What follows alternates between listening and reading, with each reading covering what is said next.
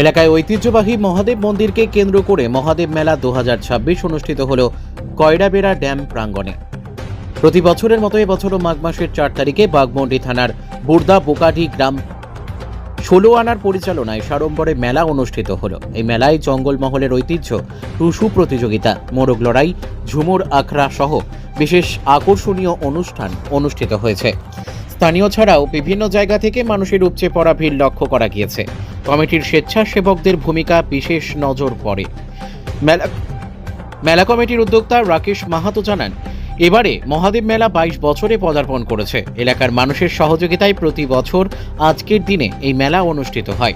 মানুষজনের সমাগম চোখে পড়ার মতো থাকে, এবছরও তার বাদ যায়নি। প্রতিযোগিতামূলক টুসু এবং মোরগ লড়াইয়ের বিশেষ আকর্ষণীয় পুরস্কার ছিল।